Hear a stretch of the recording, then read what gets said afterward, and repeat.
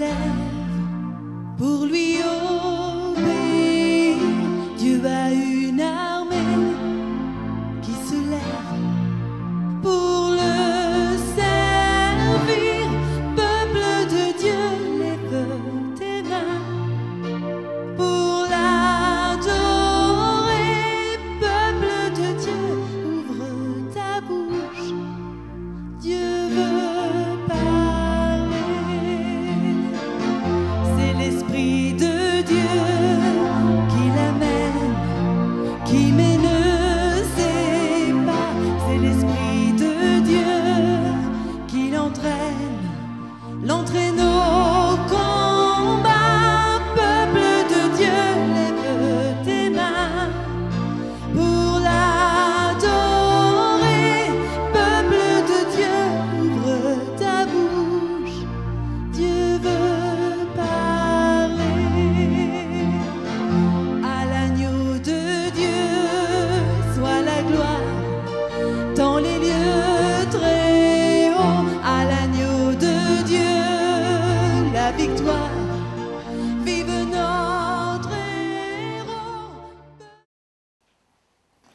Bonjour chers téléspectateurs, bonjour frères et sœurs en Jésus-Christ. Ce matin, aujourd'hui, j'aimerais soulever un point aussi important, culminant dans notre marche avec Dieu. Donc je vais parler sur le langage de Dieu.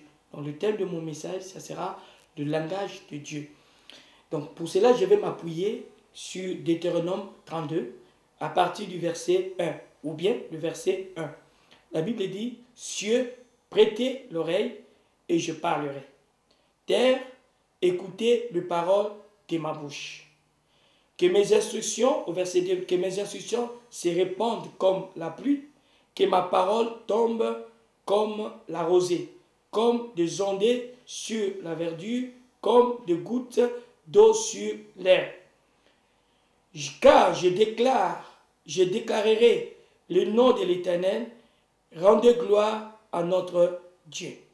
Voilà le thème que je veux aborder avec vous aujourd'hui sur le langage de Dieu. Souvent, j'entends les chrétiens dire « Dieu m'a dit ». Et ça devient même commun au point où on ne sait même plus si c'est Dieu qui parle ou ce sont nos propres pensées, nos propres imaginations. D'ailleurs, cela n'est pas étonnant, ça n'a pas commencé aujourd'hui. Depuis l'Ancien Testament, on a fait allusion, on a parlé de faux prophètes, des gens qui prétendaient être de Dieu ou qui parlaient de la part de Dieu, mais qui en réalité n'étaient pas mandatés par Dieu. Ça, c'est la première chose. Deuxièmement, il y a aussi d'autres personnes qui prient, mais qui jusqu'aujourd'hui n'arrivent pas à recevoir une parole de Dieu, hein, que Dieu leur réponde. Donc, au point que les gens se posent aujourd'hui la question, est-ce que Dieu parle réellement? Jésus établit un principe dans la Bible, dans le livre de Matthieu et de Jean au chapitre 10.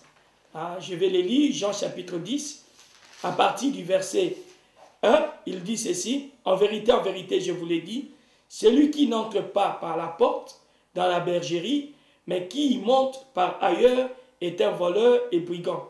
Mais celui qui entre par la porte est le berger de brebis. Le portier lui ouvre et les brebis entendent sa voix et entendent sa voix.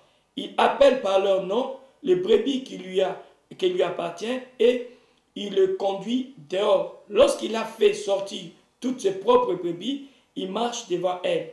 Et les brebis le suivent parce qu'elles connaissent sa voix. Elles ne suivront point un étranger, mais elles fuiront loin de lui parce qu'elles ne connaissent pas la voix de l'étranger. Donc, ici, Jésus établit un principe que tout véritable brebis doit connaître la voix de son berger, c'est-à-dire doit connaître le langage, la manière de parler de son berger. Et nous, en qualité de croyants, nous, en qualité de chrétiens, nous ne devons pas simplement nous arrêter à connaître les Écritures, mais nous devons, en plus des Écritures, connaître le langage de Dieu, la manière de parler de Dieu, le style que Dieu emploie pour nous parler. Car je suis de ceux qui croient que Dieu parle réellement? Posez-nous un peu cette question. Abraham n'avait pas de Bible, mais cependant, il a parlé avec Dieu. Il savait ce que Dieu attendait de lui. Il parlait avec Dieu, mais cet homme n'avait pas la Bible. Qu'est-ce qui fait que Abraham communiquait avec Dieu? Je suis convaincu simplement qu'Abraham connaissait le langage de Dieu, comment Dieu lui parlait. Je prends encore l'exemple d'Isaac, de Jacob, de Joseph. Toutes ces personnes de l'Ancien Testament ont marché avec Dieu et ont mené une vie meilleure que la nôtre. Ils ont reçu des grandes bénédictions que nous autres.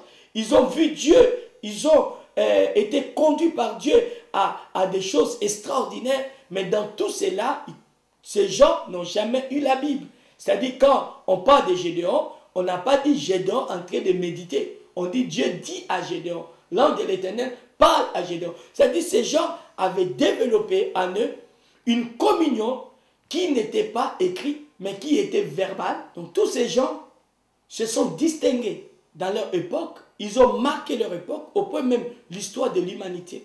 Pas parce qu'ils avaient la parole écrite de Dieu, mais parce qu'ils avaient la parole prononcée de Dieu, parce qu'ils entendaient Dieu leur parler, parce qu'ils connaissaient le langage de Dieu. Toute leur vie a été bouleversée. Il y a eu de véritables mutations dans leur existence.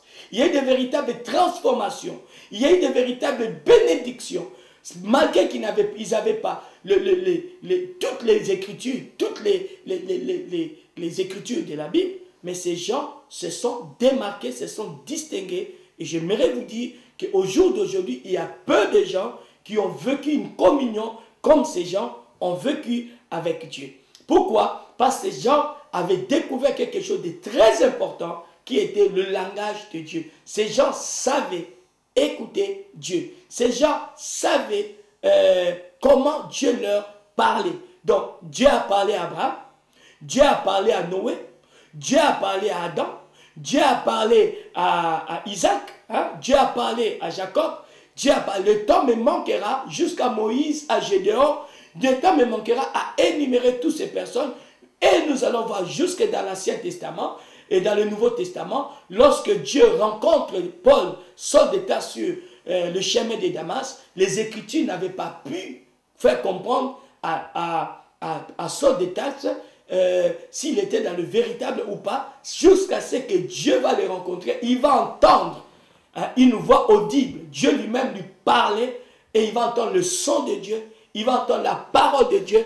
Il va entendre ce que Dieu avait à lui dire. C'est à ce moment, les choses seront éclairées dans le ministère de Saul de Tarse et qui deviendra à la longue Paul, le grand apôtre Paul. Pourquoi? Parce que ces personnes ont eu la visitation de Dieu et Dieu les a parlé au travers d'une voix audible ou au travers de sa parole. La Bible dit ceci, Dieu appelle le cieux, il dit, cieux, prêtez l'oreille et je te parle. Lorsque nous lisons la parole, nous ne prêtons pas l'oreille. Nous ouvrons l'intelligence. Nous prions pour que... Mais ici, Dieu dit, cieux, prête l'oreille et je parlerai. Terre, écoute les paroles de ma bouche. Ici, Dieu parle de propos qui sortent, de verbes qui sortent de sa bouche. Est-ce qu'au jour d'aujourd'hui, bien-aimé dans le Seigneur, tu peux vraiment dire que Dieu m'a dit, Dieu m'a parlé? Et nous pouvons aussi nous poser des questions. Combien de fois Dieu aimerait bien nous parler? Et j'aimerais vous dire, si vous avez été fait à son image et à sa ressemblance, j'aimerais vous dire quelque chose. Dieu aimerait vous parler tous les jours et très souvent. Même quand tu es dans tes affaires personnelles, Dieu aimerait bien vous parler tous les jours. Parce qu'il a dit dans le livre de Matthieu, au chapitre 4, verset 4, l'homme ne vivra pas de pain seulement, mais de toute parole qui sort de la bouche de Dieu. C'est-à-dire la parole qui nourrit, la parole qui donne la vie à un croyant, à un enfant de Dieu, ce n'est pas la parole qui lit, mais c'est la parole qui sort de la bouche. Ce que nous lisons nous donne ce qu'on appelle l'instruction. Nous pouvons comparer ces passages de Matthieu 4, que nous allons encore relire, hein, Matthieu 4 au verset 4, que nous tous, nous connaissons lorsque Jésus fut tenté par le diable dans le désert. C'est là où Jésus va parler, il va dire cette parole. La Bible dit ceci, Jésus répondit, il est écrit, l'homme ne vivra pas de pain seulement, mais de toute parole qui sort de la bouche de Dieu. Nous remarquons, on ne dit pas que de toute parole que Dieu a écrite, ou nous remarquons qu'on ne dit pas que toute parole qui se trouve dans l'écriture. Non, on dit c'est la parole qui sort de la bouche de Dieu qui nous donne la vie. C'est cette parole-là que toi, dans ta foi chrétienne, toi, dans ta marche avec Dieu, tu as vraiment besoin tous les jours pour voir des changements. Et si nous comparons ces passages par rapport au livre de 2 Timothée au chapitre 3, nous allons voir la différence. Le verset 16, on dit « Toute écriture est inspirée de Dieu et utile pour enseigner, pour convaincre, pour corriger, pour instruire dans la justice, afin que l'homme de Dieu soit accompli et propre à toute bonne œuvre. » Voilà, l'écriture ne nous donne pas la vie. La Bible dit c'est la parole qui sort, la parole prononcée de Dieu, la parole déclarée de Dieu, la parole libérée de Dieu qui nous donne la vie. Mais la parole écrite de Dieu, la Bible dit, elle est là et utile pour nous enseigner, c'est-à-dire pour nous apprendre, pour nous convaincre, c'est-à-dire pour nous amener à une vie de discipline, pour nous corriger, pour instruire, c'est-à-dire nous donner des instructions, afin que l'homme de Dieu soit accompli et propre à toute bonne œuvre. Il ne faut pas qu'on confonde les deux styles de parole. La parole écrite et la parole prononcée ou le verbe. Lorsque nous lisons dans les livres de Jean au chapitre 1, le verset, à partir du verset 1, on nous dit au commencement était la parole. Et la parole était avec Dieu, la parole était Dieu. Si nous lisons bien ces passages de 1 Jean et de Jean chapitre 1, on dit au commencement était la parole de Dieu. Et la parole était avec Dieu et la parole était Dieu. Elle était au commencement avec Dieu. Et si nous voulons comprendre quel genre de parole il s'agit, le livre